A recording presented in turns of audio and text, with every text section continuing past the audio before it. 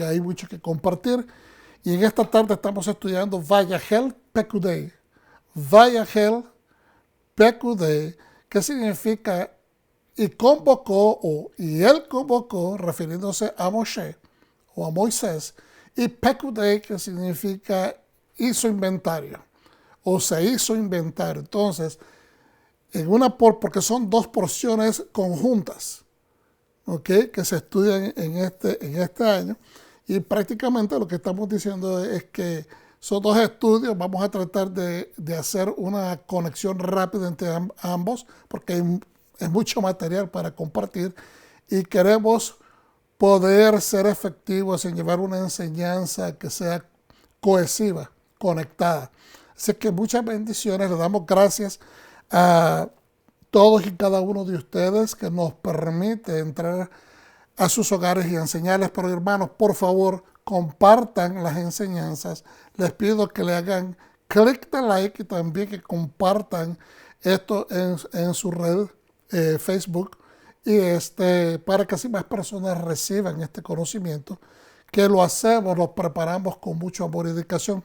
Damos gracias a Teshuvah TV, damos gracias al hermano Enrico Cortés y a todos los otros maestros que comparten con Teshuvah y que van ayudando a que el pueblo sea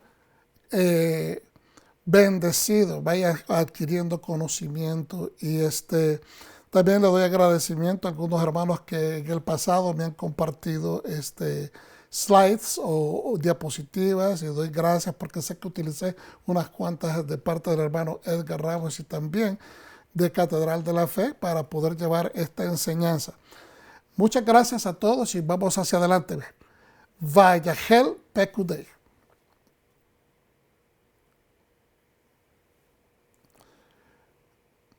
Aquí tenemos ya esta bonita pintura o gráfica donde vemos ya en completa función al Mishkan, el tabernáculo de la reunión. Y bueno, en referencia a esta temporada del año, antes de comenzar con la esencia de la paracha, quería simplemente tocar estos puntos. La temporada de los 4 Shabbatot o Shabbat Shekalim, le dicen. Hemos estado en los últimos Shabbat mencionando algunas de estas celebraciones que pues, muchas personas no la observan realmente, pero que es digno y necesario mencionar. Los Shabbatot, esa palabra es en plural, Shabbats en plural, Shabbatot de Shekeles, ocurre en el último mes del calendario judío llamado Adar. A veces cuando hay un segundo Adar en tiempos de año bisiesto, pues ocurre en el segundo Adar o Adar Sheni. Estos Shabbatot especiales están planeados en el calendario al comienzo de primavera. 2 de ellos son celebrados antes de Purim y 2 de ellos después. Y en cada uno de estos Shabbatot se les agregan lecturas extras llamadas Musaf de la Torah, a las cuales se les llama Arba Parashot, es decir, son 4 porciones extras, una por cada Shabbat. A cada uno de estos Shabbatot se les da su nombre. Primero se le llama Shabbat Shekalim o Shabbat de los Shekeles. El segundo se llama Shabbat Zachor o Shabbat de remembranza. Algunos ya se estarán recordando que hemos estado tocando estos puntos. El tercero se llama Shabbat Pará, que es el sobre la vaca roja.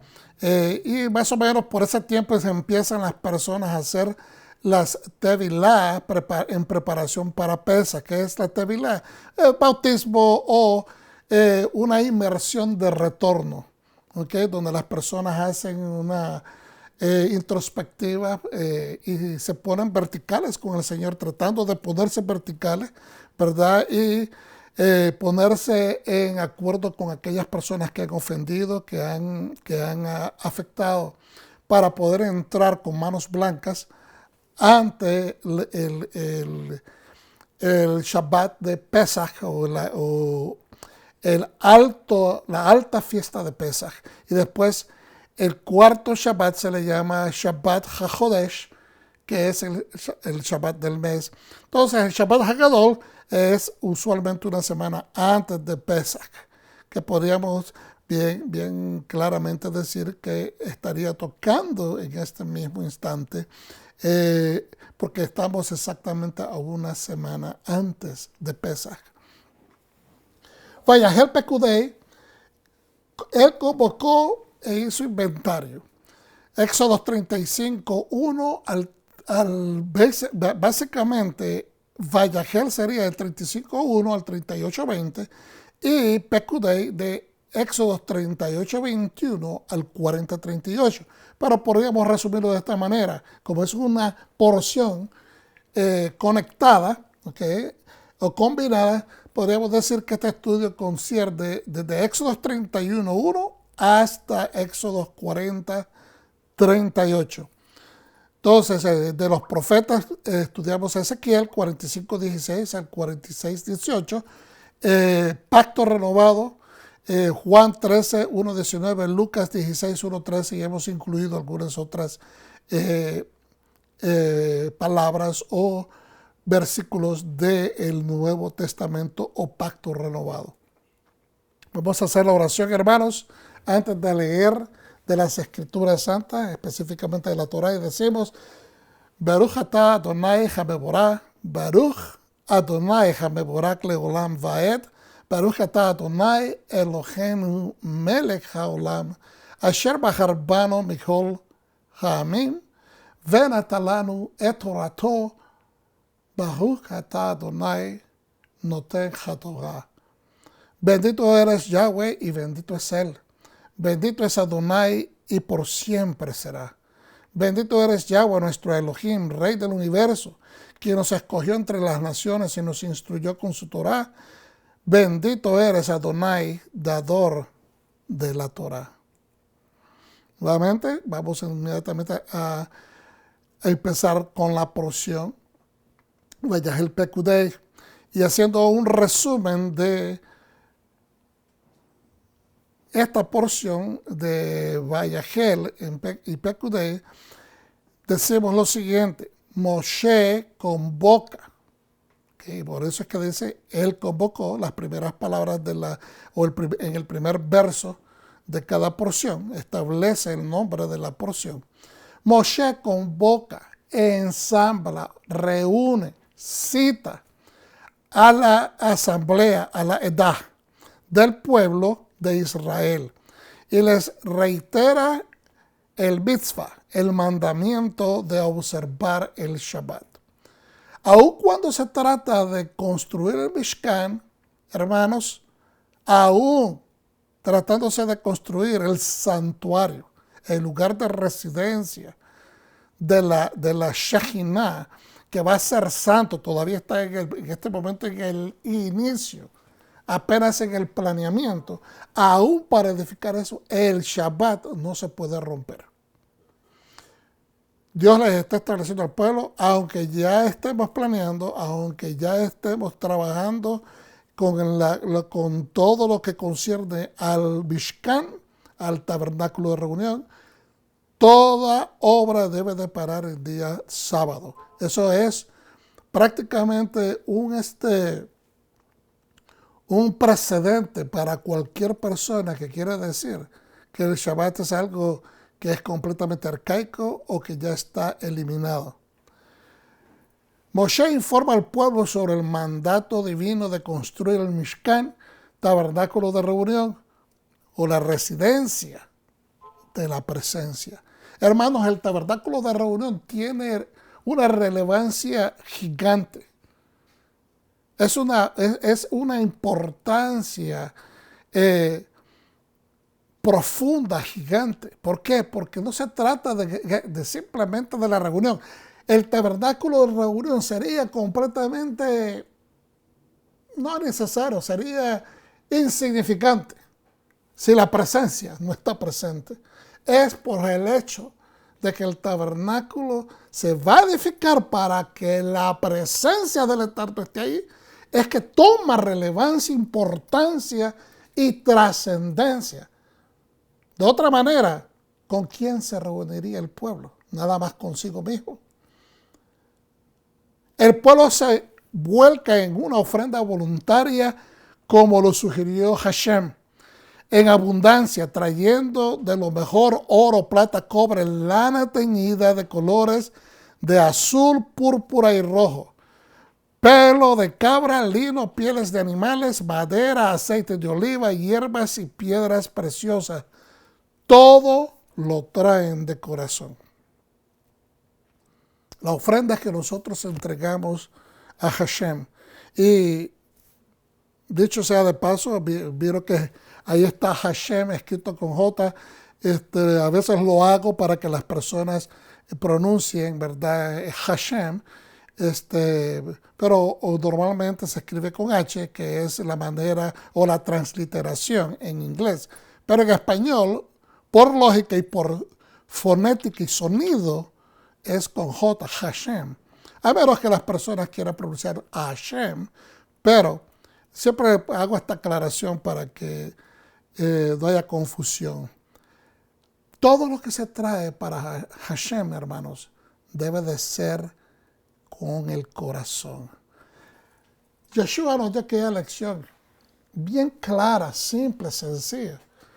Cuando habló con la mujer samaritana que vendrían tiempos cuando los verdaderos adoradores al Eterno le iban a adorar en espíritu y en verdad. No se trata nada más de lugar. El espacio sagrado lo creamos nosotros obedeciendo las fiestas o las santas convocatorias, las Mikra Kodesh.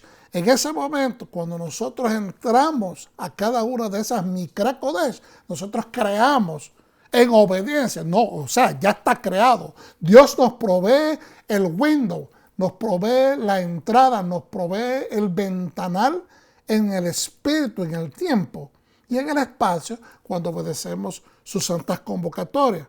Entonces, por eso es que Yeshua le dice, van a haber momentos, mujer, en que ya no va a ser, o sea, no es que no sea importante venir a Jerusalén, pero de todas partes del mundo, todo el mundo no va a poder tener esa capacidad, ¿verdad? Hablando futurísticamente desde el momento que Yeshua está emitiendo estas palabras a la mujer samaritana.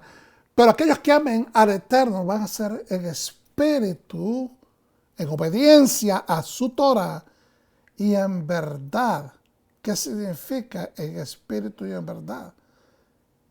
La palabra es espíritu, porque él mismo lo dijo, las palabras que yo hablo son espíritu y son vida, pero en verdad es en acción.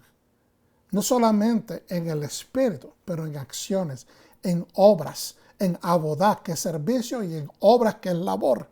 Entonces, cuando nosotros ofrecemos al Señor una ofrenda que sea de corazón, porque esa es la que toca el corazón del Eterno también, cuando sus hijos son agradecidos y reconocen y le quieren honrar.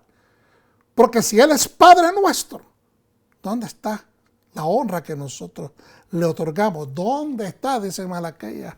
Si yo soy tu Padre, ¿dónde está el peso que tú me otorgas a mí? El ofertorio fue tan grande que los Meshulachim, recaudadores, diga conmigo, Meshulachim, recaudadores, los que fueron asignados para recaudar todo lo que el pueblo estaba trayendo. Los administradores de esta recaudación se llaman Meshulachim. Y Moshe se ve forzado a pedirles que dejen de traer donaciones, pues habían recogido en sobremanera. Los Meshulachim dijeron, Moshe, es demasiado, el pueblo está trayendo en abundancia, ya es suficiente. Yo digo, Baruch Hashem, bendito sea el Eterno y gloria a Dios, de que cuando hay abundancia, hermanos, es como cuando alguien, y esto está, ¿verdad?, en los Midrashim o en las enseñanzas, que cuando tú tengas una necesidad y vas y dices, mira, hermano, me presta, estoy poniendo un ejemplo o lo estoy ejemplarizando de esta manera.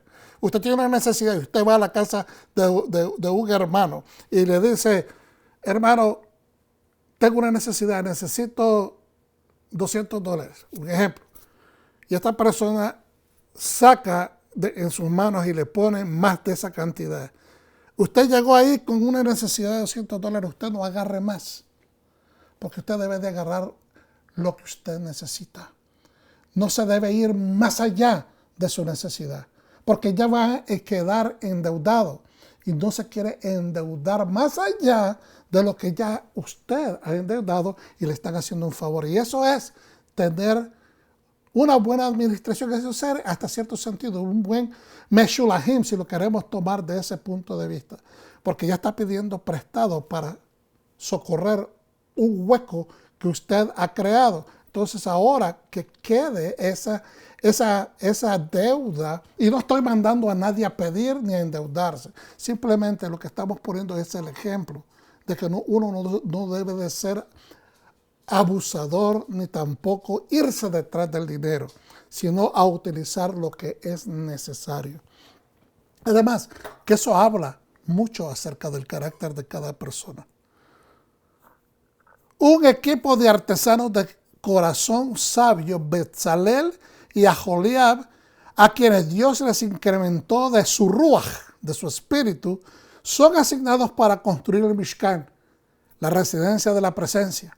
Sus enseres, sus utensilios, así como le fue detallado a Moshe por Adonai, más detalles ¿verdad? Pues si usted lee la Parashat Terumá, Tetzaveh y Kitisa, que son prácticamente las tres porciones anteriores a esta.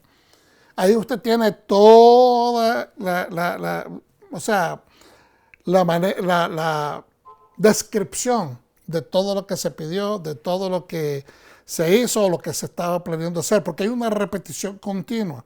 Y esa repetición, muchas personas preguntan, ¿por qué tanta repetición? Porque creo que lo importante aquí es el seguir la instrucción del Eterno, la voluntad deseosa de cumplir el mandamiento a la letra. Hoy en día miramos que muchas personas sugieren hacer lo contrario.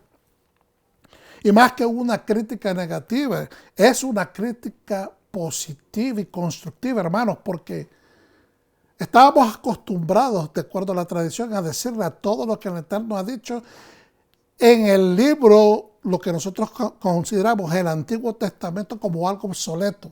Y eso es algo muy equívoco, muy lejos de la verdad.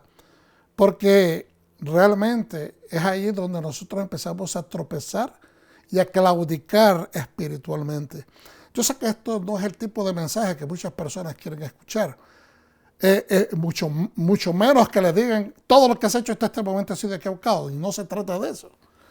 No se trata de eso. Estamos hablando de mejorar, refinar la calidad de nuestro servicio. No podemos considerar un servicio bien hecho. Voy a poner un ejemplo muy simple.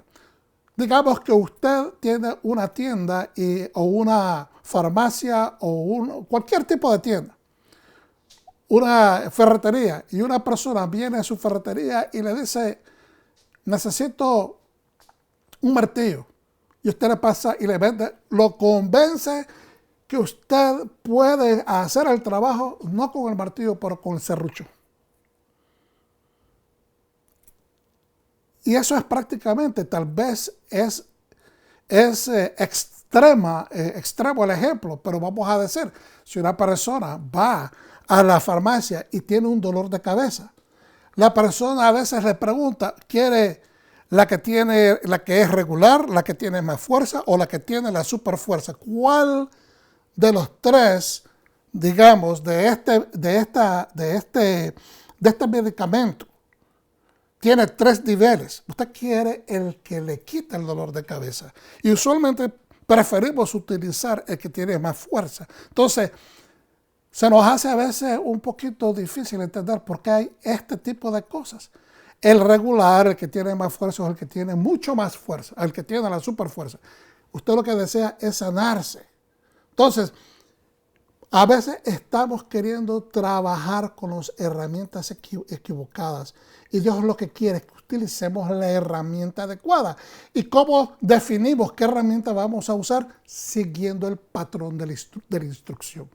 Es necesario seguir la instrucción. Entonces, este equipo de artesanos, que fueron sabios de corazón de un principio, Dios les agregó aún más sabiduría para que elaboraran todo lo que se necesitaba hacer en el Mishkan. El tabernáculo de reunión o Mishkan se le fabrican 3 capas de cobertura en forma de techo. He aquí, nuevamente, algo interesante. Hay una especie de consistencia con el número 3. Hay 3 entradas, por decirlo de esta manera. La primera entrada al tabernáculo, la segunda entrada que está hacia entrar al lugar santo, y después la tercera que es para entrar al lugar santísimo.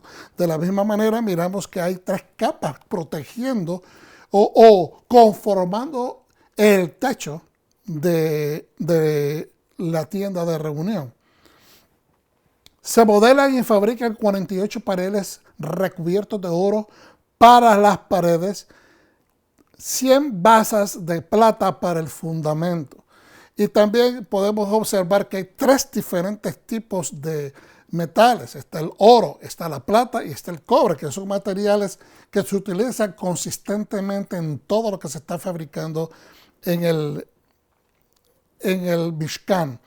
Entonces ahora el parojet, diga conmigo, parojet o pajojet, que es la cortina que separa entre los 2 cuartos internos del santuario, que es esa cortina que separa el Hakadosh, el lugar santo, del Kadosh HaKadoshim, del lugar santísimo. Y se fabrica y es especial. Hay una confección muy interesante sobre esto. El masaj, pantalla cortina que va al frente. El masaj es la pantalla cortina que va enfrente del arca del pacto, el Aarón Habrit y su caporet, ¿verdad? Es la tapa o propiciatorios con los querubines. Esa es una sola pieza. El shulchan, que es la mesa con los panes del rostro o de la presencia. La menorá de 7 brazos con su aceite especialmente preparado. El mizbeach, que es el mizbeach HaKatoret, el altar de oro para su incienso, ¿verdad? Es el altar mizbeach HaKatoret del incienso, que es algo muy especial, especialmente en la función que hacen los sacerdotes o el sumo sacerdote. El shemen sayit, el aceite de unción. El mizbeach HaKorban, el mizbeach HaKorban, que es el altar externo de los sacrificios para las ofrendas quemadas, y con todo su kilim, con todo su set de utensilios, las cortinas, postes y bases para el patio, y el kior, diga conmigo kior, que es el lavacro, para el lavado ritual. Junto a su pedestal o su base, hecho de espejos de cobre. Qué interesante toda esta ¿verdad? Construcción, tantos detalles, tantos objetos, y todo para la gloria del Eterno. Moshe hace un recuento de oro, plata y cobre donado por el pueblo para la construcción del Mishkan o tabernáculo o la tienda de reunión, que también se le llama el Ohel Moed, tienda de reunión. Betzalel y Aholiab y sus asistentes confeccionan las 8 vestimentas. De esas vestimentas son las vestimentas sacerdotales, y se dice Bigdei Kodesh. Bigdei Kodesh. La túnica larga de lino, los pantalones de lino, el turbante de lino, el cinturón o sash, el delantal de lana, la placa del pecho, la túnica de lana y la placa de oro para el frente, de acuerdo a las especificaciones dadas por Moshe. Cada uno de estos utensilios son importantísimos y no solamente tienen una significancia dentro del servicio del sacerdote o los sacerdotes, pero tienen una representación directa al Mesías, y tienen también una representación directa a la manera como nosotros aplicamos nuestro servicio, nuestra avodá, nuestro servicio de culto a Dios. El Mishkan es completado con todos sus componentes, o hecho completo con todos sus componentes y utensilios, y traído a Moshe, quien lo erige y unge con aceite de unción, también esto de acuerdo a las especificaciones del Eterno. Todo, digo absolutamente todo, de acuerdo a la Escritura, fue ungido con aceite. Es decir, fue separado, fue santificado, significa fue hecho específicamente para el uso del culto del abodá o servicio a Dios. Se inicia a Aarón junto a sus 4 hijos en el sacerdocio, ¿verdad? Es un proceso que toma 7 días. Esto es obviamente en información adelantada. Una nube aparece sobre el Mishkan, significando que la presencia divina vino a morar dentro de él. ¿Qué significa eso? ¿Qué significa que la nube del Eterno se posa sobre el Mishkan? Significa que ha encontrado satisfacción en el deseo, en la aplicación, en la labor del pueblo. Que Dios tiene satisfacción, está agradado de que ellos han trabajado, pero ahora se pone su nube sobre él, cubriendo todo el Mishkan, a manera de revisar, de chequear. Y yo me imagino como cuando usted compra su primera casa que es completamente nueva, que usted empieza a chequear cada esquina, cada lugar, cada cuarto, para apreciar que todo está exactamente como usted lo mandó a construir.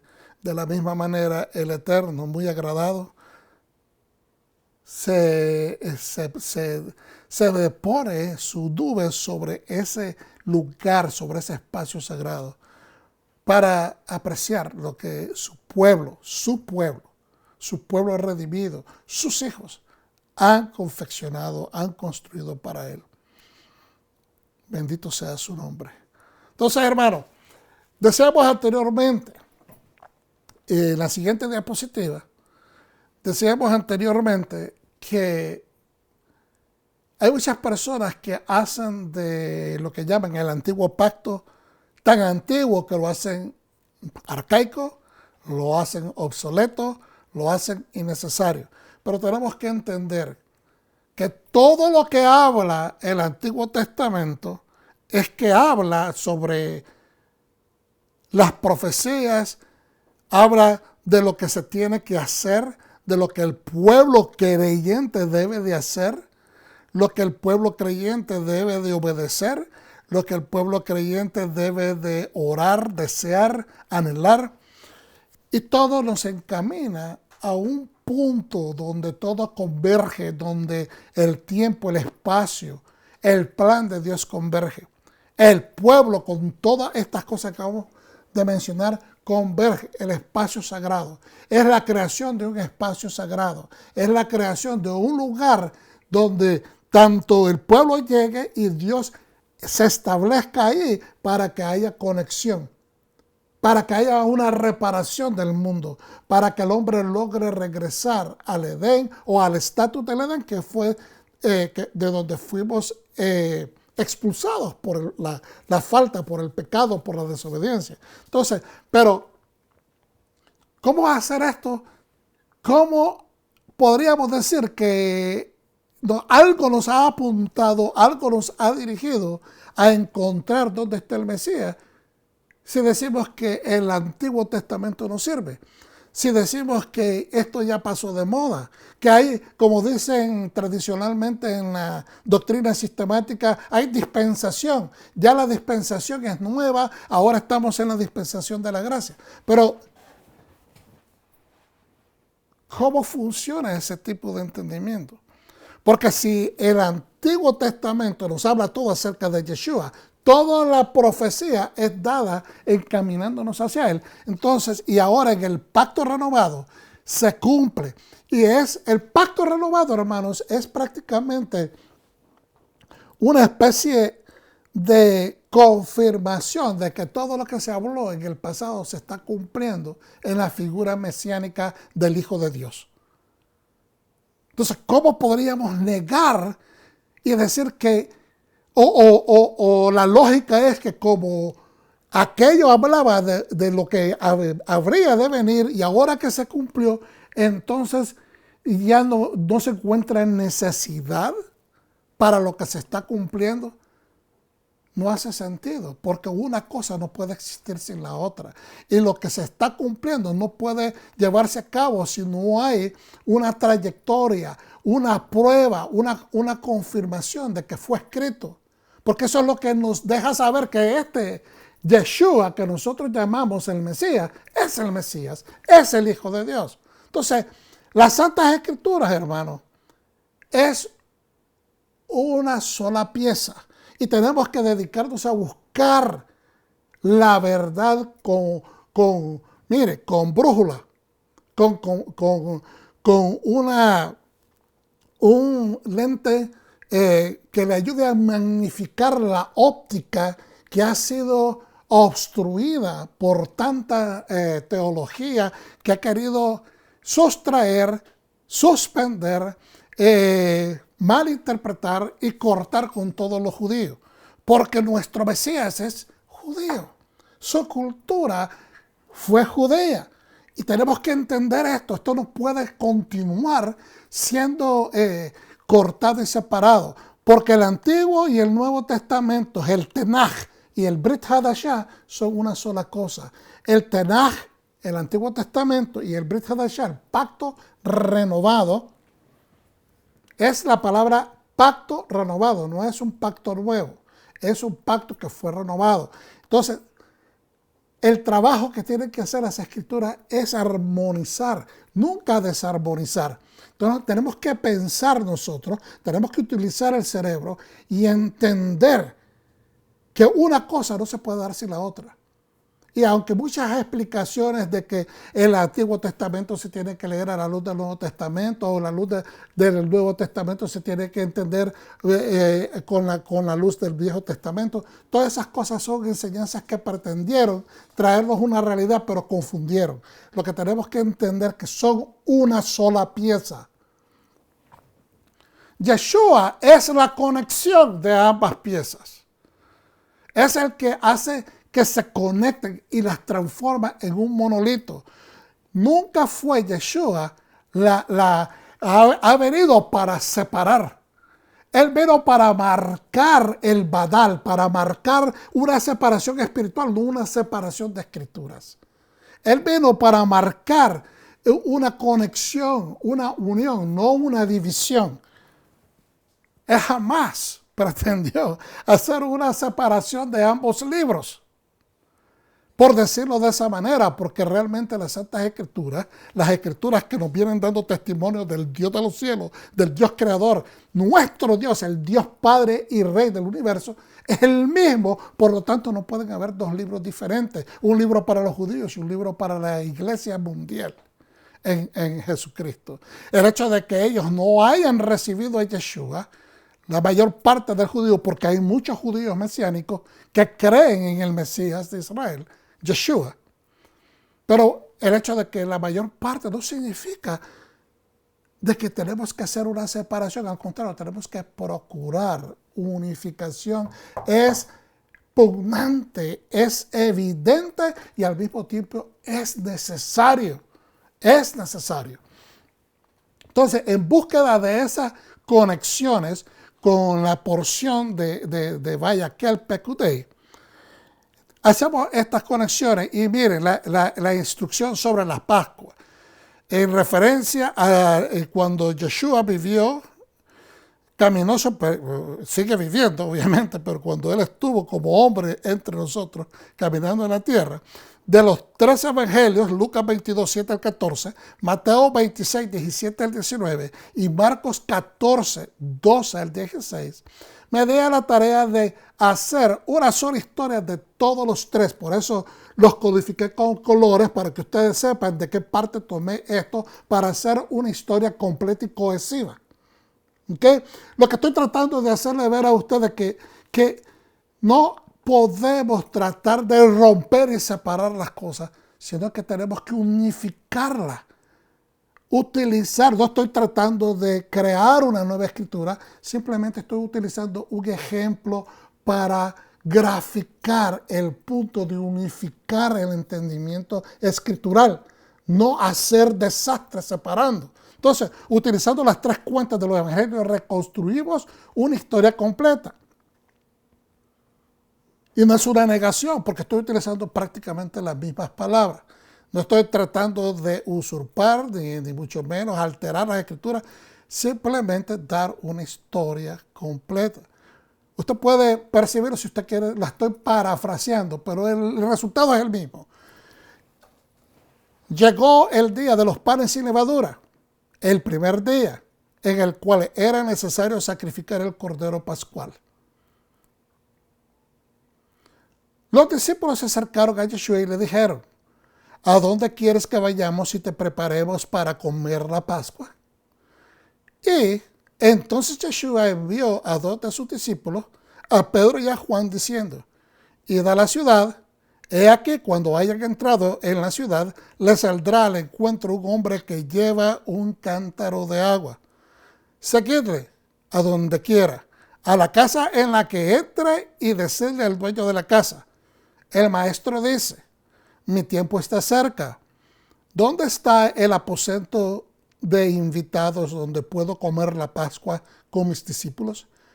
Y él os mostrará un gran aposento alto, amueblado y listo. Preparadlo ahí para nosotros. Y los discípulos hicieron como Yeshua le había ordenado. Vuelvo y repito. Y los discípulos hicieron como Yeshua les había ordenado. Partieron y fueron a la ciudad y hallaron todo tal como les había dicho. Y prepararon Pesaj, que es la Pascua, y cuando llegó la hora, se sentó a la mesa y los apóstoles con él. ¿Cuál es el punto relevante, hermanos? ¿Cuál es el punto relevante de la historia en conexión con Vayahel Pekudei? Los discípulos llegaron con una pregunta bien clave. Hoy es un día solemne, es una fiesta solemne. Hay que celebrar la Pascua. ¿Dónde quiere nuestro rabí que preparemos la Pascua? Y él les dio un set de instrucciones. Ellos fueron, cumplieron las instrucciones al pie de la letra y celebraron la Pascua. Es decir, hay un pueblo deseoso de buscar la cara del Señor y cumplir sus obligaciones espirituales, las instrucciones que el Eterno ha dado. El líder provee la instrucción. Ellos van, obedecen y concluyen haciendo todo el arreglo necesario para que puedan celebrar la Santa Convocatoria.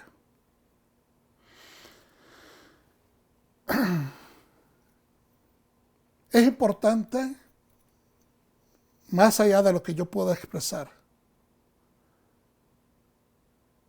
que la obediencia es una gran bendición, pero la obediencia, más que hacerlo por bendición,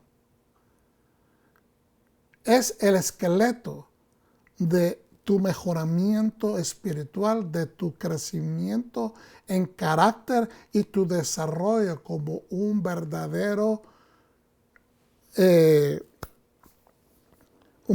servidor, un verdadero siervo. Eso es lo que nos define como evadim, como siervos del Eterno. Obedecer es bendición, pero necesitamos procurar, desear hacer lo que Él quiere, que es un plan completo. Todas las santas convocatorias son las que rigen el patrón anual de nuestro servicio al Eterno, porque estamos haciendo lo que Él nos manda hacer. Empezando con el Shabbat. Y después tenemos de que en el proceso de obedecer, tenemos que implementar, hacer trabajos ¿Okay? Tenemos que hacer labores para poder llegar y terminar convocándonos, celebrando, haciendo, entrando al espacio sagrado para que el Eterno se siente con nosotros. Nosotros entremos a su presencia y Él se siente agradado y está con nosotros. Es decir, tenemos que propiciar el espacio sagrado porque obviamente no estamos en Jerusalén, obviamente no está el templo, obviamente es la manera espiritual que nosotros alcanzamos. Podemos tocar, podemos entrar a esa presencia. Y luego, pues en ese proceso nos ejercitamos, crecemos en carácter, crecemos en espiritualidad y, o sea, nos desempeñamos finalmente como verdaderos adoradores, hermano. Verdaderos siervos. Más allá de la bendición, es que cuando el Señor venga, Él nos va a decir, ¿acaso nos va a decir Él, ¿me serviste bien? ¿Te divertiste celebrando todas las fiestas? No, Él va a decir, entra, buen siervo. Eso equivale y se entiende que es que has cumplido con lo que yo te puse de requisito. Y ya, o sea, no podemos darle vuelta, no podemos seguir confeccionando diferentes interpretaciones. Esa es la verdad. Eso es el carácter de justicia. Obedecer, hacer y procurar, amén, crecer espiritualmente como verdaderos siervos. Entonces, sueno un poco paternalista, pero mi intención no es regañar, mi intención es hacerte ver, hermano y hermana, de que el tiempo apremia. Aquí Yeshua dice, mi tiempo está corto y eso fue hace 2000 años. Si eso fue en referencia a la crucifixión que él tenía que confrontar en las próximas horas, pues ahora nosotros podemos decir, estamos a días, a años de su regreso. No es tiempo. Nuestro tiempo se está acortando. No hay tiempo para perder. Tenemos que procurar seguir adelante.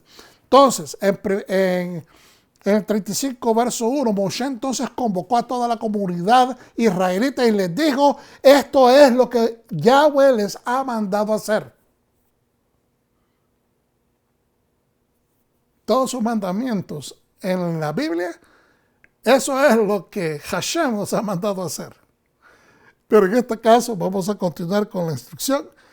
Moshe entonces convocó a toda la comunidad israelita y le dijo, esto es lo que Hashem les ha mandado hacer. Durante 6 días se puede realizar trabajo, pero el 7º día tendrá un Shabbat de completo reposo consagrado a Hashem.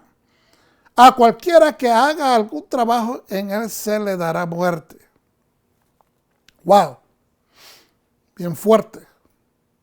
Y yo sé que eso es controversial para mucha gente hoy día. No quieren utilizar esas palabras porque algunos dicen que Dios es demasiado bueno para realmente pronunciar ese veredicto. Otros no lo quieren aceptar, simplemente lo ignoran. Pero la muerte espiritual es algo que nadie considera. Quizás la desobediencia, hermano, eso es lo que trae. No solamente es la muerte física, vamos a poner eso en un lado, pero vamos a hablar de una muerte espiritual, de una desobediencia continua, un desacatamiento del Ser Supremo, de lo que instruye el Ser Supremo. Y eso conlleva prácticamente a la decadencia, a la estrepitosa desmoronamiento de una persona y su estructura espiritual. Si nosotros decimos que creemos en Dios, pero no hacemos lo que nos manda su corazón, entonces realmente no creemos en el Dios que decimos que creemos.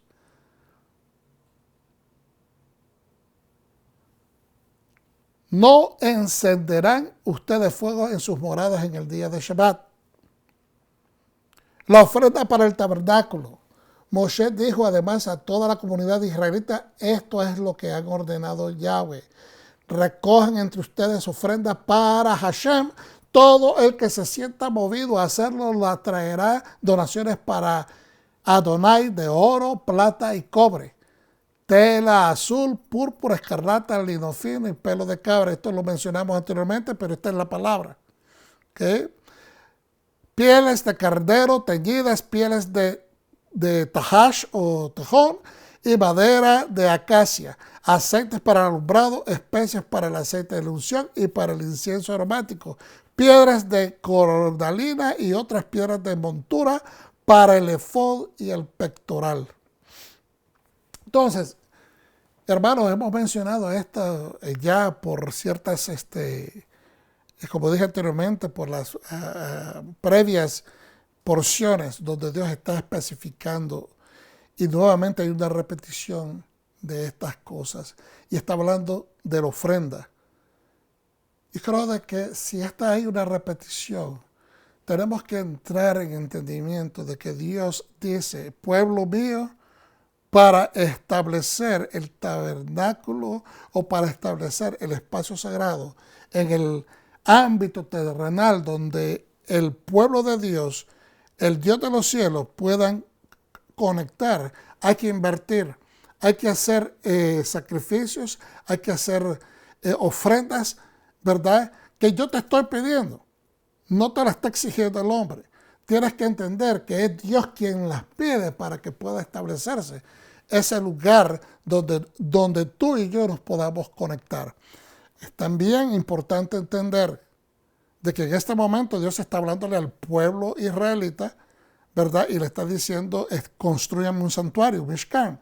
Eventualmente se va a construir el templo número 1 y después el templo número 2, pero muchas personas toman eso como excusa y enseñan de que no hay que hacer ofrendas porque no existe, o que no hay que diezmar, o que no hay que dar ningún tipo de contribución porque no existe el templo.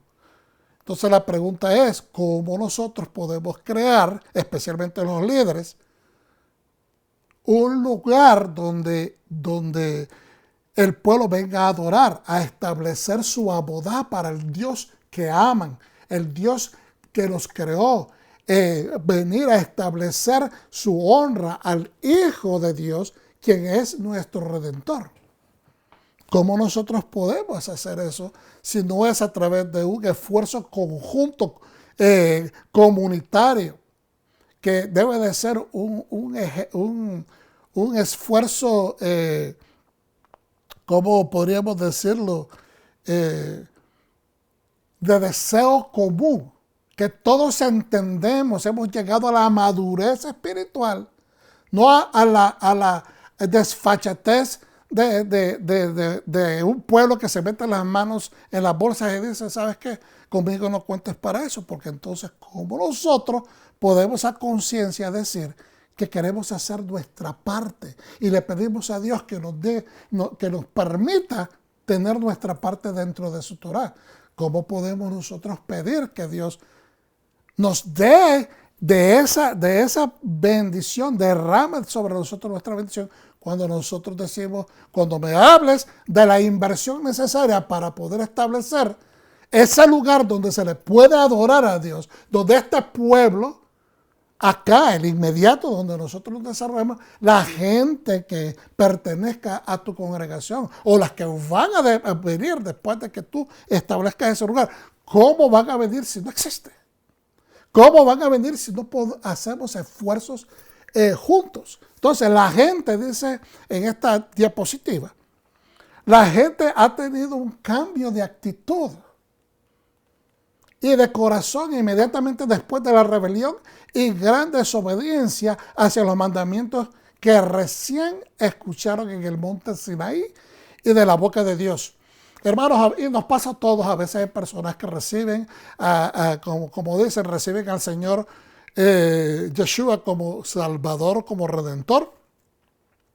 Y normalmente durante el primer año del crecimiento de un creyente, no digo que esto es así en todas las personas, pero es normal que muchas personas duden, que muchas personas titubeen, que muchas personas, especialmente con un percance, con una prueba fuerte en el primer año de su crecimiento espiritual, puedan tener pruebas que tratan de destruir su fe que apenas es efímera. Y hay personas que pueden dudar. Pero tomando por ejemplo lo que este pueblo ha vivido, fueron sacados con mano fuerte y extendida de Egipto, miraron señales, milagros, prodigios, se partió el mar enfrente de ellos, miraron retumbar y el monte Sinaí, las nubes sobre el monte Sinaí, el retumbar de los truenos, los rayos, la voz de Dios hablar. Y de repente se desaparece Moshe 40 días porque fue a hablar con el Padre. Y cuando no baja los 40 días, inmediatamente se desenfrena. Entonces, pero después de todo esto que ha pasado, después de toda esta prueba que ellos mismos han pasado, y Dios los perdona, y Dios les vuelve a restituir el pacto que ellos mismos rompieron por su propia desobediencia. Entonces hay un cambio de actitud. Entonces digo yo, puede ser que a veces nosotros al principio de nuestro crecimiento espiritual, de haber conectados con Yeshua, en ese primer año, en esos primeros 2 años tengamos pruebas y tengamos dudas porque no hemos madurado lo suficiente, pero después de mucho tiempo.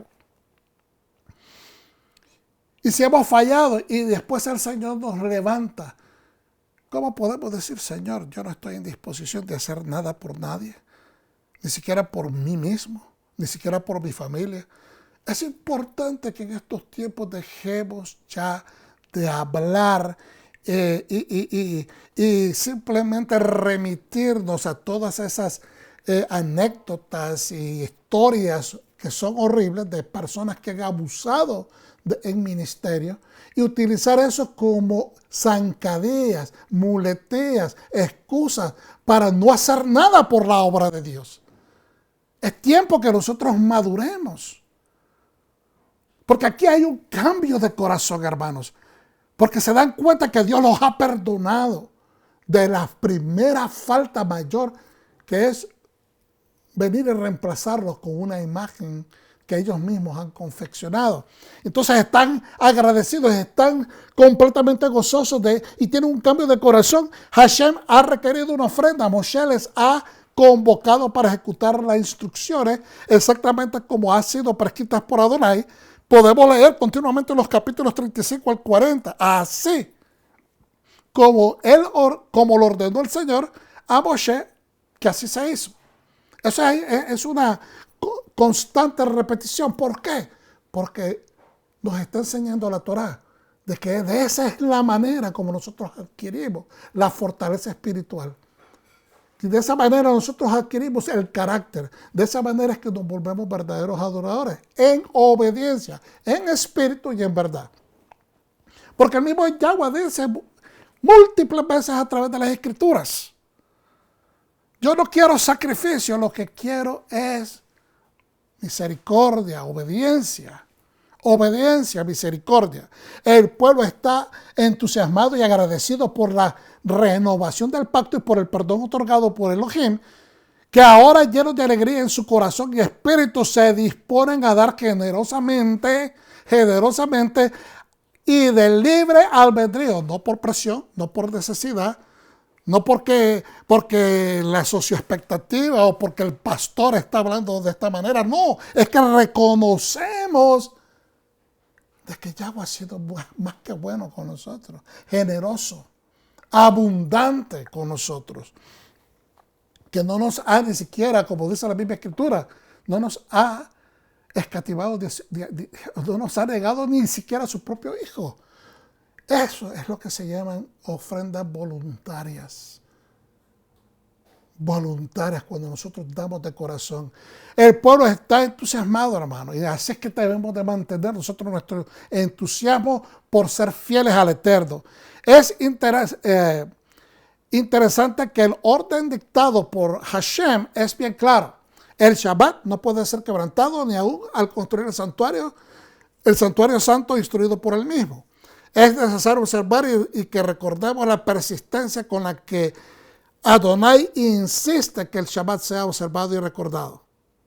Porque lo está diciendo y lo está repitiendo durante las últimas parashat. Moshe comienza su directriz en el capítulo 35 con el Shabbat y establece la lista de trabajos o malajot palabra que aparece por lo menos 21 veces en los siguientes capítulos. 21 veces aparece la palabra trabajo, hacer, labores, trabajo, malajot. Entonces, el mandamiento de no encender fuego alguno durante el Shabbat no prohíbe de dejar un fuego que ya estaba ardiendo previo a la entrada del Shabbat.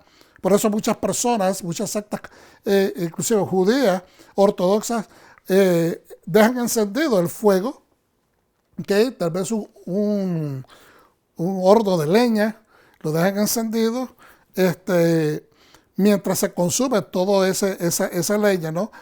A través de todo el Shabbat, con tal de que no se tenga que reignitar, es decir, no se tenga que reencender, ni aleñar echándole más pedazos de leña, ni tampoco fluidos, como decir gasolina, gas, para que reencienda el fuego. Pero hay algunas otras sectas que prohíben eso. Algunos grupos o sectas como los caraítas judíos, por ejemplo, decidieron tomar la ley al extremo de prohibir el uso de fuegos encendidos que estuvieran activos y ardiendo previos al Shabbat. Y pasan todo el Shabbat, la parte nocturna, ¿verdad? Obviamente, porque en la parte nocturna, en la noche es oscuro, en oscuridad la pasan. Solamente iluminados durante el tiempo que las velas del Shabbat se mantienen encendidas. Entonces, eso es, ¿verdad? No vamos a hacer ningún comentario negativo sobre eso, porque ellos están embelleciendo a su manera la mitzvah, el mandamiento. Pero tenemos que entender que Dios también es explícito en la instrucción de la Torah. Si se interpreta o se dice de que alguien la interpreta y quiere ir a un extremo mayor, pues ya es decisión de la persona. Pero la instrucción inicial es simplemente de no encender fuego, porque se llevaba algo elaborado en encender un fuego. Ir, buscar leña o cortar la leña, buscar la madera, cortarla, partirla, sacar las cenizas, poner el fuego, encender, ¿verdad? La leña que se ejecutaba haciendo a veces fricciones de pedazos de madera o etcétera. Lo que implica es que llevaba un proceso de trabajo. Entonces ahora, Vayahel significa, y el ensambló o convocó o reunió, viene de la palabra o el verbo raíz cajal. Cajal o quejal, dicen algunos, que significa reunir. Moshe reúne al pueblo para enseñarles la Torah que Hashem les ha prescrito. ¿Qué es la Torah? Pues los mandamientos, las instrucciones. La primera orden del día es guardar el Shabbat y que nadie puede malacá o trabajar. Todos deben de menujá, reposar. En Shabbat procuramos 3 cosas importantes: Kadushá, santidad, Oneg, que es gozo, y menujá, reposar. Pero no es el reposo de no hacer nada, necesariamente. Es el reposo de tener confianza que todo está en las manos de Hashem y que esa pausa que nosotros hemos creado para estar en presencia del Eterno va a ser remunerada, hermano, de que Él tiene todo en control, que Él tiene bajo control todas nuestras necesidades. En otras palabras, que dejemos de estar preocupados por lo que va a pasar hoy. Si es el día de Shabbat, Él nos ha prometido que nos va a mejorar porque estamos siendo obedientes y que hemos decidido honrarlo en el día que Él ha prescrito. Después del incidente del becerro de oro, la orden es: el que viola este Shabbat morirá. La instrucción es más drástica, porque Dios lo que quería era establecer un patrón claro de obediencia y al mismo tiempo pues preñar al pueblo de que este es un mandamiento importante. Aquí miramos un diagrama de cómo estaba establecido el Mishkan. Tiene 3 partes, ¿verdad? Está la corte o el atrio, después está el ulam y el hotzer. La halajá rabínica dice, como trabajo o malacá. Y quiero hacer pausa porque inmediatamente que uno dice la halajá rabínica, la gente puede decir, oh, está judaizando. No, estamos enseñando. La halajá rabínica es la manera como el sacerdocio debe de comportarse o debe de hacer. ¿Okay? La halajá es un set de instrucciones que ayudan, en este caso, ¿verdad?, al levita dentro del pueblo judío para obedecer las instrucciones, para llevar a cabo su trabajo. Es el camino, la manera de hacer las cosas. Ahora, ahí se encuentra establecido que Malacá o Balacá se le denomina a todas estas 39 categorías de tareas establecidas dentro de las confecciones y edificación del Mishkan. Es decir, cada trabajo que se hacía, esto lo expliqué recientemente también, cada trabajo que se hacía en el Mishkan o en la manufacturización o en la construcción del Mishkan, se contaron 39 diferentes labores. Y de entonces a estas 39 labores es lo que se llegó a la conclusión, ¿verdad? Esto es el Sanedrín. Ellos decidieron, estudiaron todas estas partes, las codificaron y dijeron, como estas 39 cosas fueron necesarias hacer en el Mishkan para confeccionarlo, para edificarlo, pues estas 39 son las prohibiciones, van a ser lo que se va a prohibir en el Shabbat. Entonces la gente dice, ¿de dónde es que salió esto? Pues los sabios establecieron de esta manera de que si 39 de estas categorías de trabajo son las que se hacían en el Mishkan y estás haciendo el santuario, que es la residencia para el Eterno, ¿verdad? Entonces en el día de Shabbat no vamos a hacer este tipo de trabajo. Es decir, se usa como referencia las 39 diferentes tipos de trabajo y sus respectivas ramificaciones como el filtro o métrica o índice de qué tipo de trabajos no se debe de hacer. Es el índice de qué tipo de trabajos no se deben de hacer durante el Shabbat. Entonces vamos a ver esas 39 categorías. Nada más las vamos a mencionar porque la gente a veces pregunta qué es lo que se puede o lo que no se puede hacer en el Shabbat. Si usted por primera vez está viendo esta enseñanza, por favor, no se horrorice, no se llene de ¿cómo lo digo? No lo tome negativamente, tómalo como una enseñanza. A esta lista de 39 provisiones laborales se les llamó Abot Malacá, es decir, las principales trabajos o las 39 diferentes, o sea, Abot Malacá es los principales trabajos que no se deben de hacer. Las categorías primarias son las siguientes, de acuerdo al concepto talmúdico, importante de entender que el Talmud compendio de referencias de la literatura religiosa del judaísmo. El Talmud está establecido por la Mishnah, que es la Torah oral, y la Gemara, ¿verdad? Y ahí yo hago un poquito más de explicación en lo que está más pequeño.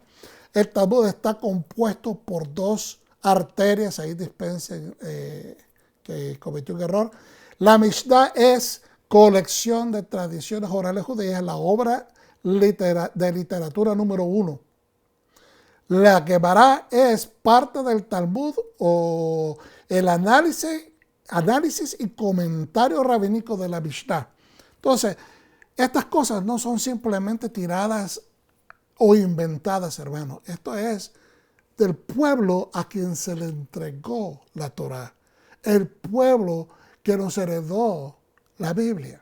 Y es importante entender estas cosas. Ahora, que la lista de las 39 prohibiciones de Malajot, en la halajá dice cargar, quemar o fundir, extinguir, finalizar, pulir, escribir, borrar, cocinar, lavar, coser, desgarrar, arrancar, ¿verdad? Que viene dentro de la misma, anudar o amarrar dentro de lo mismo, desamarrar organizar o formar algo, pelear, plantar, secar o cortar, cosechar, aventar, trillar, que viene siendo también poner semilla o trillar la paja, seleccionar, cernir, que viene siendo también como colar o filtrar, moler, amasar o masaje, peinar, hilar, que viene siendo también como embobinar, tintar, teñir, pintar, costurar o hacer costuras en cadenas, pandear o darle forma a algo. Pandear me refiero a tal vez un metal, pandearlo, una madera, que hay maneras de hacerlo que se doblen. Desenredar, construir, demoler, atrapar, que viene siendo lo mismo que capturar, esquilar o recortar, ¿verdad?, el pelo de los animales, destazar, desollar o pelar, teñir pieles, suavizar, textura, marcar y enmarcar. ¿Y por qué me doy a la tarea de mencionar todo esto? Porque es importante que simplemente no nos demos a la tarea de hacer críticas sin tener un contexto de entendimiento de lo que estamos hablando. A mí me parece muy sabio de que estas personas llegaron a la conclusión de que qué es lo que no se debe, qué es lo que nosotros, para obedecer a Dios, debemos de considerar trabajo en el día de Shabbat para no hacerlo. Entonces, y esto, por favor, esto es enseñanza. Yo no le estoy diciendo a ninguna persona que no sigue o no tiene el deseo de obedecer la Torah del Señor que tenga que hacer esto. Pero al mismo tiempo le tengo que decir que el corazón de Dios es que nosotros obedezcamos lo que está escrito. Porque es importante seguir la instrucción. Y me parece, como le dije anteriormente, que es sabio que estas personas no se sentaron y dijeron, bueno, nos vamos a abrazar el pecho y vamos a empezar a decir qué será lo que Dios quiere decir cuando nos dice que no debemos de trabajar, qué es lo que Dios considera trabajo.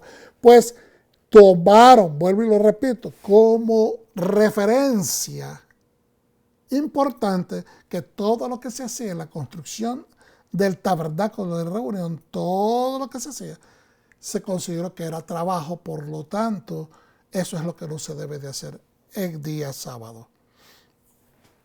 Todas sus habilidades naturales fueron inspiradas y elevadas por el Ruach de Dios, el Espíritu de Dios, y otorgada a todo voluntario para que todos ellos hicieran o recibieran lo que iban a necesitar, confiando de que Adonai les ayudaría para que ellos hicieran sus deseos, los deseos del Señor, ¿verdad?, apropiadamente. Eso es lo que dice Rambam.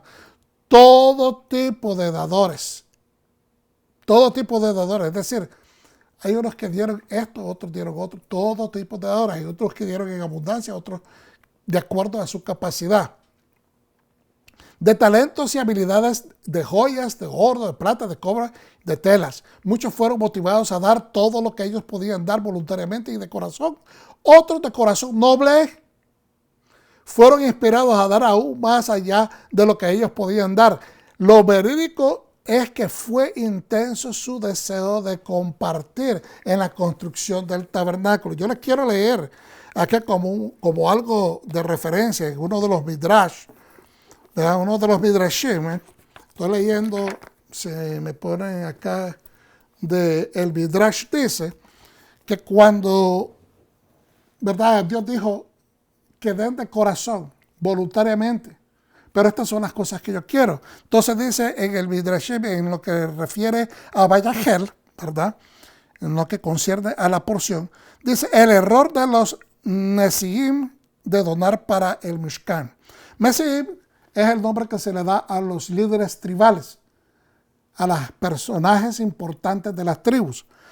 Tan pronto como los Nesiim, líderes de las tribus, escucharon que Hashem quería que un Mishkan fuera erigido, le sugirieron a Moshe, nosotros solos suministraremos todos los materiales para el Mishkan. Quiere decir que mucha gente venía con mucho poder y muchos materiales que lograron amasar antes de salir de Egipto. Ellos estaban diciendo, estos líderes, no es necesario que pidas a todo el mundo, nosotros vamos a suministrar todo lo necesario. No es necesario que toda la congregación de Israel donar nada. Los Nesiim creían que la Shejinah preferiría residir en un Mishkan construido con sus presentes antes que un Mishkan construido con las donaciones del pueblo. ¿Qué es lo que nos está hablando inmediatamente? Lo que viene a mente es el orgullo, es la falsa percepción de que lo que yo doy es mejor que lo que da la otra persona. Y es por eso que Hashem establece que debe de ser todos, para que nadie se lucre, para que nadie se jacte, para que nadie diga lo hicimos solo, porque debe de ser un esfuerzo colectivo, un esfuerzo de toda la comunidad. Entonces mire lo que dice a continuación. Por lo menos ellos no habían estado comprometidos en el Het Hagel en absoluto. Esto es lo que ellos utilizaban como guía para decir nuestras ofrendas son las más importantes porque nosotros no tomamos parte en la adoración del becerro de oro. Hay personas porque se sientan limpias o que no han cometido una falta, aunque eso es imposible, que un ser humano no cometa una falta de pensamiento, de palabra, de obras o en omisión. En algún lado a veces nosotros fallamos, porque de lo contrario no necesitaríamos un Mesías. Entonces, no debemos de ser así, hermanos. Pero miren lo que dice. Por lo menos ellos no habían estado comprometidos en el Het Hagel en absoluto, pensaban ellos. Además de eso, dice, donarían con un corazón puro, puesto que eran sobresalientes en sabiduría y carácter. Mucha gente sabia también piensa que son mejores o que sus ofrendas son mejores porque tienen esas aptitudes, ¿verdad? O dones. Un Mishkan construido por ellos creyeron poseería, por consiguiente, un valor espiritual más grande. Moshe, no obstante, respondió: Adonai me ordenó a aceptar donaciones de todo el que esté deseoso de dar. Los Nesiim, los jefes tribales, entonces decidieron, antes que donar junto con toda la congregación de Israel, nosotros suministraremos todo lo que haga falta al final. Pero ¿qué sucedió? Que después, cuando empezaron a traer, fue tanto lo que el pueblo dio, que dijeron ya no más, y se quedaron sin poder dar. Porque eso le pasa a veces a los orgullosos. Dicen, voy a cerrar con broche de oro para que se note lo que nosotros vamos a hacer, y terminan no pudiendo dar porque ya no es necesario. Dice, más adelante, pero subestimaron la generosidad de los hijos de Israel, quienes dieron ansiosa y amorosamente. Ahora, después de 2 días, ningún material más fue necesitado y los Nesiim llegaron demasiado tarde. La Torah omite la letra Yud de la palabra Nesiim. ¿Ok? En 35:27, Éxodo 35:27, dice, para indicar que ellos fallaron. A pesar que tenían buenas intenciones, estuvieron equivocados en posponer el cumplimiento de un mandamiento de Dios, de una mitzvah. Por eso es que nosotros no podemos tratar de evadir y suspender la voluntad de Dios de nuestra vida. No podemos escoger qué mandamiento obedecer y qué mandamiento no obedecer. La palabra, las Santas Escrituras son un monolito y tenemos que darle seguimiento igual. Entonces, otros de corazón noble fueron inspirados a dar aún más allá de lo que ellos podían dar. Lo verídico es que fue intenso su deseo de compartir en la construcción del tabernáculo. Esto es lo que dice Or HaHaim. De acuerdo a Ramban Nachmanides, los hombres fueron secundarios a las mujeres en el proceso de dar, ya que ellas fueron las primeras enumeradas en estos versos, que esto creo que lo compartimos el año pasado, pues la mayor parte de la joyería dorada venía de los tesoros de las mujeres traídas, que los traían puestos. La Torah por eso paga tributo a las mujeres, pues tan pronto oyeron el llamado para traer metales y joyas, ellas se desprendieron de sus posesiones preciosas y las trajeron. Y este argumento dicen en los sabios de que creo que lo incluí más adelante, pero de que los hombres que fallaron dándole culto al becerro de oro fueron los que también de los primeros, tan rápido como las mujeres, porque ellos necesitaban ser expiados de esta falta. Ellos saltaron a dar, porque también estos hombres fueron los primeros que le quitaron las arcillas a sus mujeres y sus joyas para darlos para la construcción de ese becerro. Ahora, las mujeres, dicen algunos de los sabios, que no tomaron parte en la adoración al becerro. No todas las mujeres, la gran mayoría de las mujeres no participaron, sino aquellas mujeres que obviamente no tenían un carácter recto. Dice hacia esta diapositiva que ustedes están viendo, donde dice el pueblo responde con gusto. Aleluya. La parte de abajo dice, pregunta, si era suficiente, eso implica exactamente suficiente. Entonces, ¿cómo es que hubo sobrante? Un rabino hasídico ofrece la siguiente respuesta. Si hubiera habido exactamente suficiente, cada uno habría estado orgulloso de que su contribución fue la que logró el objetivo. Cuando la gente es engreída, Dios oculta la presencia. Entonces su orgullo no habría dejado que la Shekinah o la presencia divina reposara en el tabernáculo. El hecho de que hubo algo de sobra y todos sintieron que tal vez su condición ni siquiera se había utilizado, hizo que todos fueran humildes. Y eso creó un entorno fértil para que reposara la Shekinah. Cuando nosotros ofrezcamos algo, no esté usted minando su mente que si eso se va a usar para esto, que si esto lo van a usar acá. Si usted tiene cuestiones sobre la administración, usted debe de abordar esas preguntas directamente con sus líderes. Es importante. Pero cuando uno ofrece algo, es al Eterno, no es al hombre. Es hacia la causa de mantener presencia de Dios, un lugar de adoración entre su comunidad. Moshe, de frente a toda la nación de Israel, y les propone la prescripción divina y el reto de construir ese tabernáculo. La mayor parte de esta sidra es una repetición de todas las otras ordenanzas que miramos en las otras parashas anteriores. Por eso es que no estamos viendo mucho, sino estoy explicando un poquito más sobre el contexto, sobre las implicaciones en esta parashá.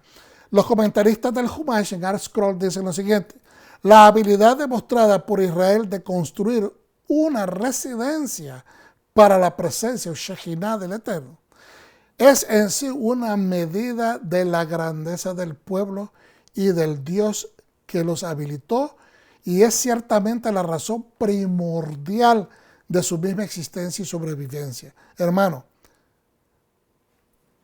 nuestra existencia y nuestra sobrevivencia como un pueblo creyente en el Dios eterno depende de nuestro servicio a ese Dios que decimos es nuestro Dios.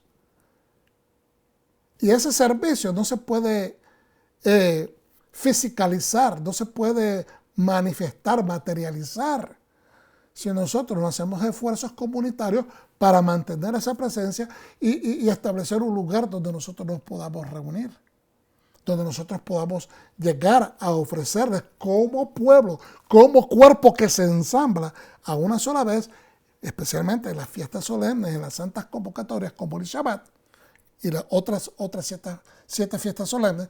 Nosotros tenemos que hacer esfuerzo para mantener esa presencia, porque si no, afecta nuestra existencia y quizás la misma sobrevivencia. ¿Cómo sabemos esto? Mire todo lo que ha pasado durante este año, donde la iglesia ha tenido Estas situaciones donde se reúnen, no se puede reunir, no se puede reunir, se reúnen, no se puede reunir, y hemos hecho esfuerzos para mantenernos vigentes, porque es importante y necesario.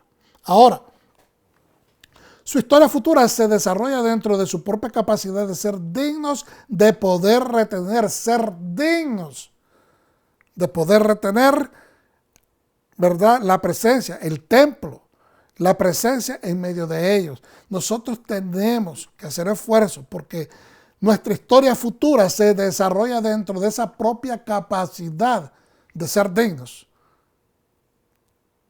Podemos considerar ser dignos si no hacemos esfuerzos para establecer el culto que Dios desea que le demos. Podemos considerarnos ser dignos si no hacemos los mínimos sacrificios necesarios para hacerlo. Cuando Israel fue infiel a esa confianza, a ese bitajón que se le dio, la presencia de Dios se iba del templo, dejándolo como un cascarón vacío, privándole de esa santidad interna. Una vez que sucedía esto, la destrucción y el exilio nacional o el destierro nacional le sobrevenía rápidamente. Cada vez que hubo una desobediencia, Hashem se separaba y venía, pues obviamente, juicio sobre el pueblo. Cada vez que el reto de un exilio sobrevenía era para que Israel regresara a su anterior estado. Dios permitía ese sacudimiento para que el pueblo alcanzara arrepentimiento, se diera cuenta de su situación, se diera cuenta de qué tan bajo habían escalado, para que ellos volvieran a agarrarse de la mano de Dios y volver a surgir. Y de ahí, una vez regresando a su tierra, procurar traer la era del Mesías y el tercer templo, que es donde estamos en este momento. Una oración debe ser hecha siempre para que Dios nos retorne a Jerusalén. Hermanos, Jerusalén es nuestra capital espiritual. Jerusalén es en otras estancias, en otras situaciones, catalogada el cielo. Cuando Yeshua recoja a su pueblo, yo estoy seguro que vamos a ir a lo que se entiende que es el cielo, la presencia del Eterno, donde Yeshua va a ser establecido en frente de su pueblo creyente, de todas las lenguas, de todas las razas del mundo, en frente del Padre, ¿verdad? Ahí va a ser coronado como rey e inmediatamente viene, dice la palabra claramente en Apocalipsis, con sus ángeles y sus santos a tomar posesión, a establecer tu reino aquí en la tierra, su reino aquí en la tierra. Así de que la dirección para donde vamos es Jerusalén, porque es desde ahí donde Yeshua, el Mesías, va a reinar. Hazal, nuestros sabios de bendita memoria, dicen, hemos visto cómo la Torah hace vastas repeticiones de parte de los tabernáculos, acerca del tabernáculo, y la mención del papel o rol que la nación tiene en la construcción del mismo, lo cual es indicativo del amor de Hashem por Israel y el esmero del pueblo a las actividades dedicadas al servicio de su Dios. Bueno, entonces aquí tenemos una doble conexión, ¿ok? Porque obviamente estamos hablando que eventualmente se va a edificar un templo, el tercer templo. Pero también estamos hablando de nuestra congregación local, nuestra quejilá local. Mientras ese momento llega, pues todos nosotros estamos invitados a hacer las aportaciones necesarias para que se lleve a cabo esa edificación de ese templo. Hay muchas maneras, donativos, que se pueden hacer a las organizaciones pertinentes, como el Instituto del Templo, que la mayor parte de las cosas, tengo entendido que ya han sido confeccionadas. Pero perennemente ellos viven en recaudación de fondos para otros efectos, y hay diferentes maneras, comprando monedas de memorabilia, con relieves del templo, etcétera, etcétera. Entonces, de muchas maneras, pero también estamos hablando de tu comunidad local, en el país donde estés.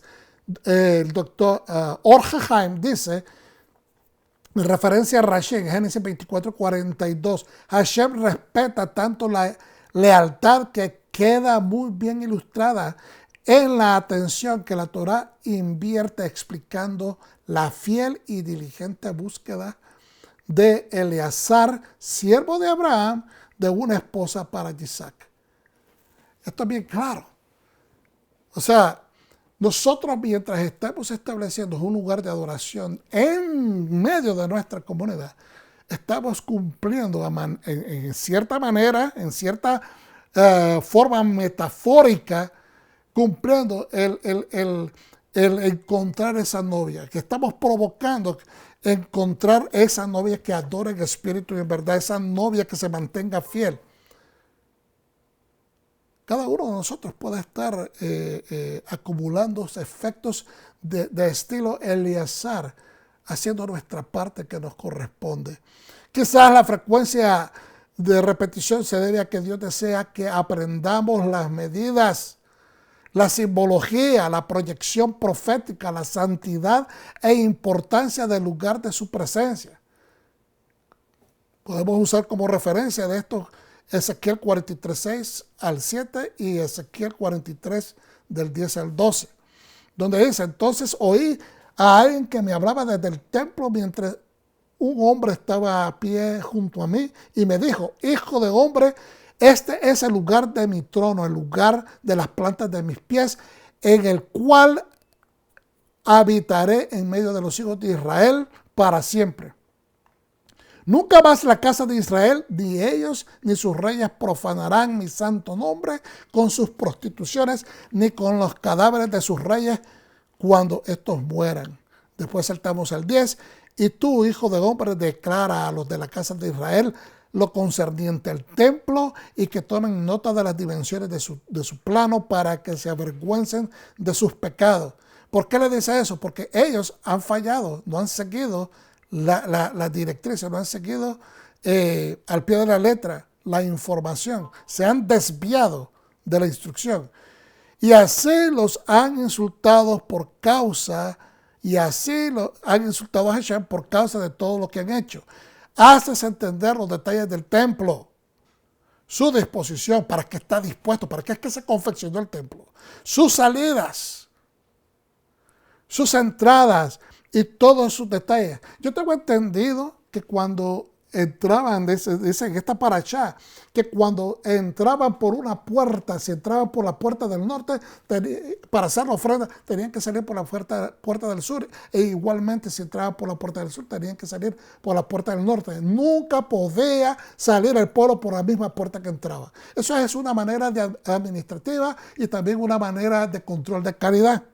Escribe ante su vista todos sus estatutos, todos sus detalles y todas sus instrucciones para que guarden todos sus detalles y todos sus estatutos y que los pongan por obra, que guarden los detalles y todos los estatutos y los pongan por obra. No es que solamente se los aprendan, es que los pongan por acción. Estas son las instrucciones acerca del templo. Sobre la cumbre del monte, toda el área alrededor será santísima. Sobre la cumbre del monte. Es en la cima del monte, no al lado del monte, no más abajo del monte. Es ahí donde está establecido el templo. Sobre el área alrededor será santísima, también el área alrededor del monte. Mira, estas son las instrucciones sobre el templo. Fíjate bien, estas son las instrucciones. No las cambiemos, no las cambiemos. Hay gente que quiere hasta cambiar la posición donde el templo fue construido, cuando ahí mismo está la explanada del templo y siguen diciendo que el templo no estaba allí, que estaba en la ciudad de David. Simplemente argumentos favoreciendo la retórica que niega o quiere extirparle el derecho al pueblo judío de tener pertenencia y herencia en Jerusalén y sobre el monte Moría o el monte de Sión, como usted le quiere llamar. Es importante que entendamos estas cosas. Debido a la desobediencia, suscitan todo este tipo de cosas. Nehemías mide la necesidad del templo y anima al pueblo a reedificar sus muros. ¿Qué hizo Nehemías?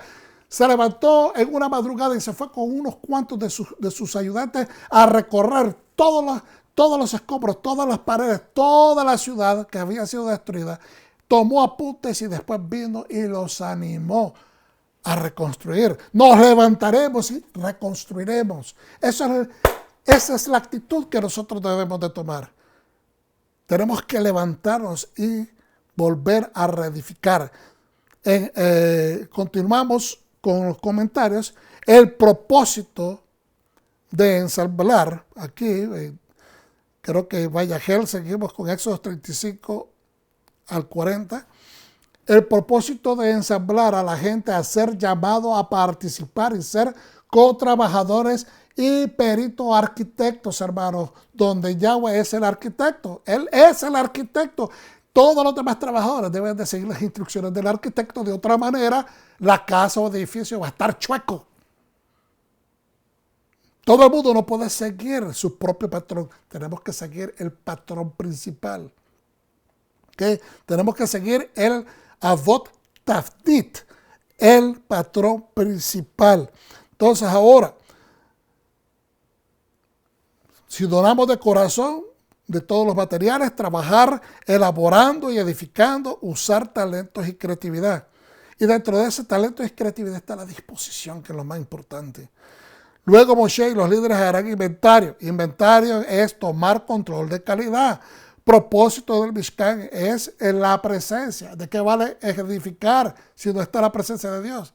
¿De qué le sirve a los constructores si no está la presencia de Dios? Por eso, el propósito del Mishkan, el propósito de un lugar de adoración es que está la presencia de Dios. Porque eso es lo que transforma, eso es lo que cambia. Si no se hace conforme a lo que Adonai mandó, construyeron en balde. La nación de Israel tiene como meta, vuelvo a ver acá, hermano, la nación de Israel. Inmediatamente que yo digo la nación de Israel, la gente dice, pues, el pueblo de Israel allá, en el Middle East, allá en el Medio Oriente. No, hermano, la nación de Israel somos todo el pueblo israelita, obviamente, el pueblo judío, pero nosotros que hemos sido injertados a la nación de Israel a través de Yeshua HaMashiach.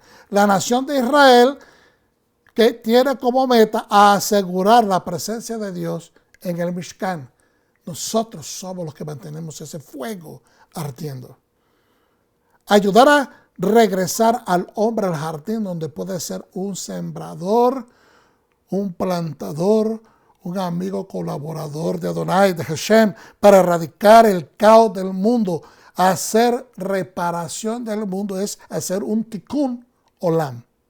Tikkun olam es reparar, es surcir lo que está roto, es reparar, repellar, ese donde falta ese ladrillo, es mejorar este mundo. Aquí tenemos la siguiente diapositiva, es el Mishkan, como está establecido, en el orden establecido. Y voy a continuar rapidito porque me he extendido un poco más de lo que quería hacer, pero necesito unos cuantos minutos para terminar. En Ezequiel 45:16 vemos lo siguiente. Todo el pueblo de la tierra estará obligado a dar esta ofrenda para el príncipe. ¿Quién es el príncipe en esta ocasión? Pues el sumo sacerdote. La necesita recibir las ofrendas para que él pueda hacer las expiaciones necesarias. Eso es verdad de Israel. Vuelvo y repito, todo el pueblo de la tierra estará obligado a dar ofrendas para el príncipe, sumo sacerdote de Israel.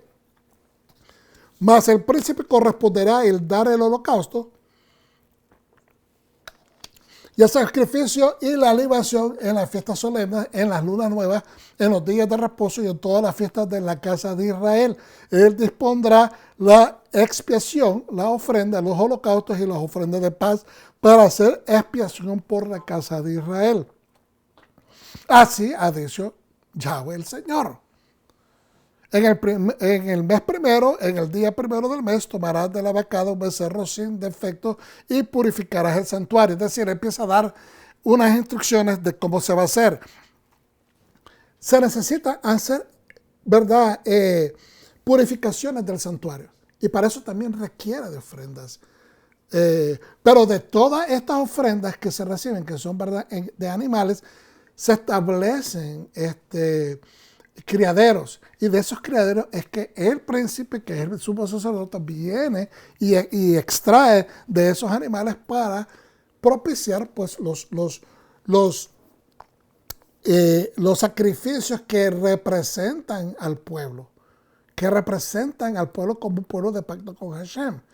Y el sacerdote tomará de la sangre de la expiación y pondrá sobre los postes de la casa, y sobre cuando digo la casa es del templo, y sobre los 4 ángulos del descanso del altar, y sobre los postes de las puertas del atrio interior.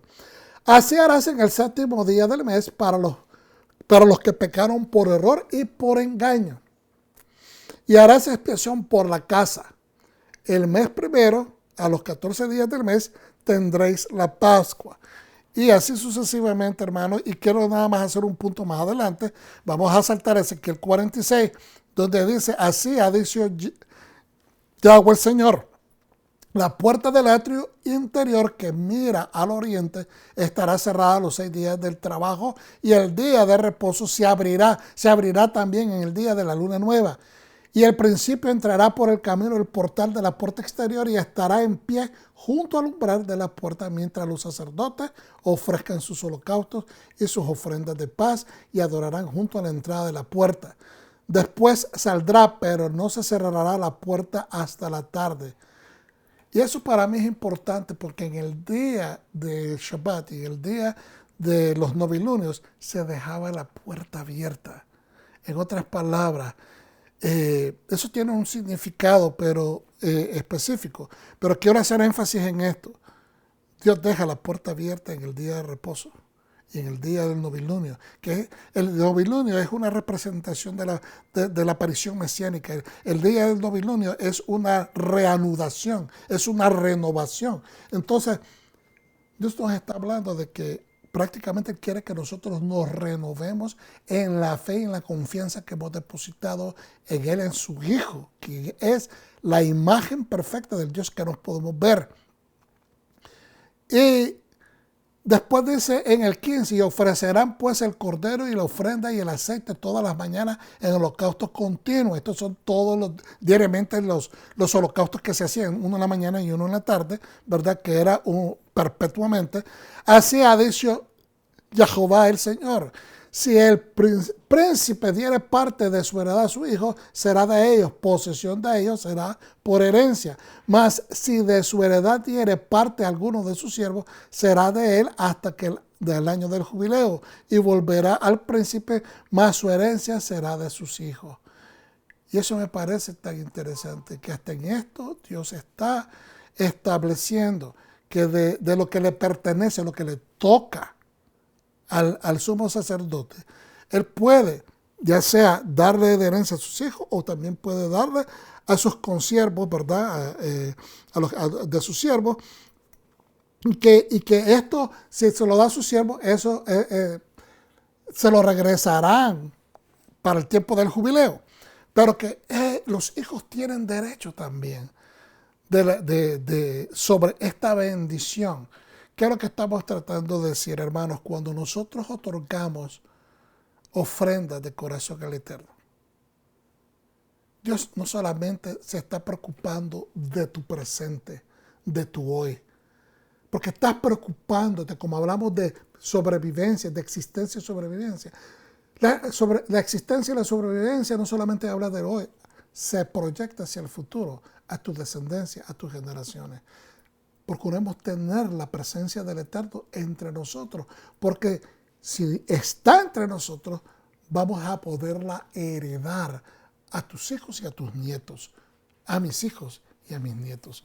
Todas estas leyes de santidad establecieron fronteras, barreras, límites, restricciones de acceso, separando espacio y tiempo. Era solo para un propósito, para crear un lugar donde Dios y el hombre pudieran tener comunión. Hermanos, es un espacio sagrado.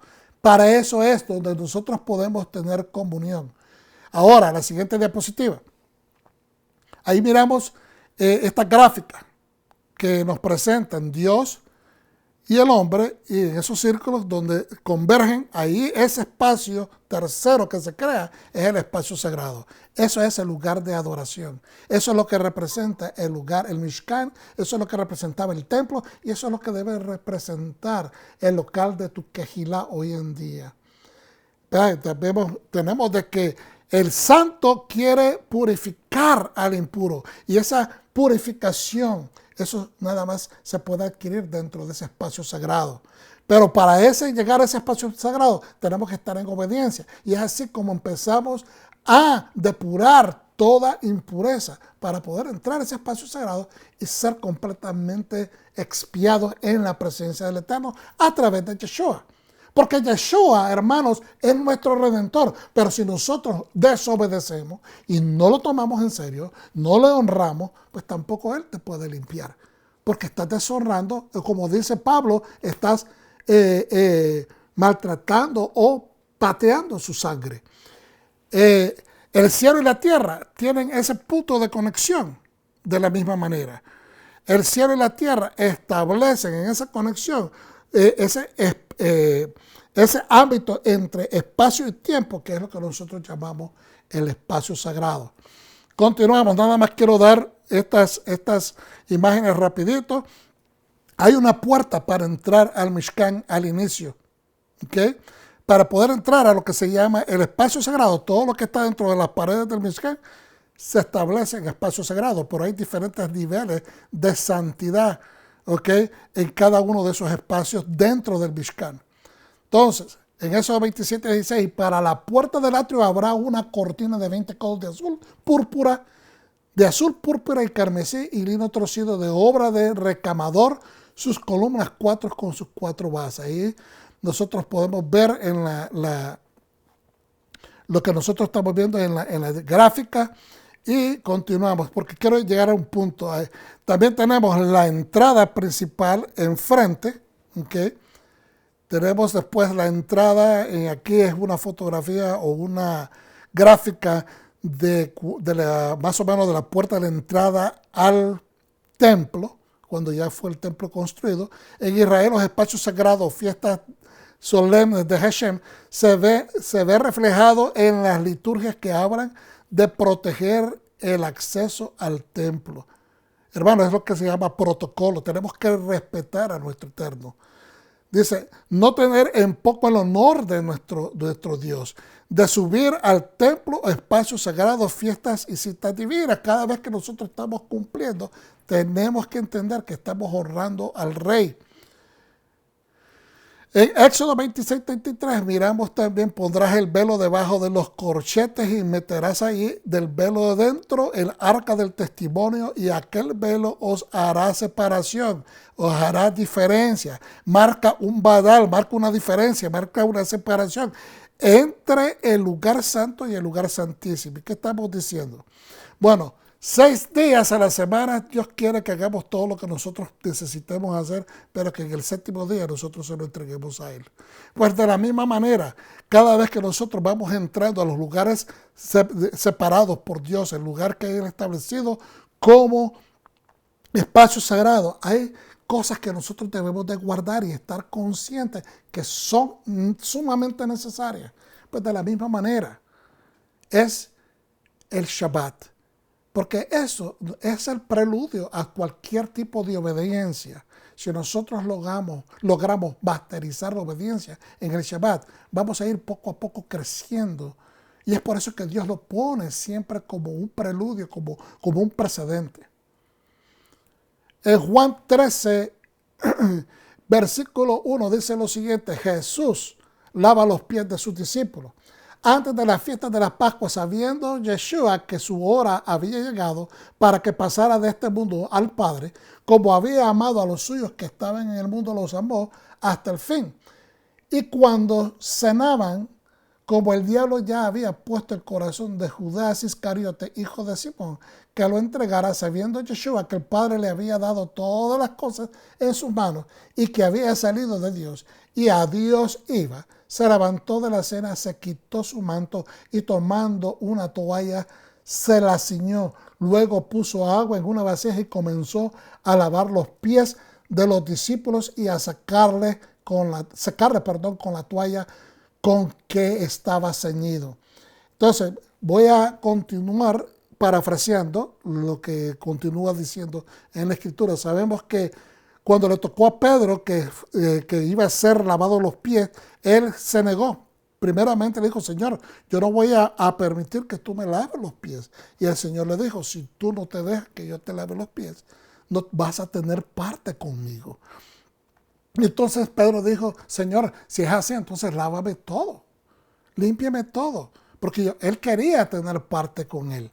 Y evidentemente, después miramos,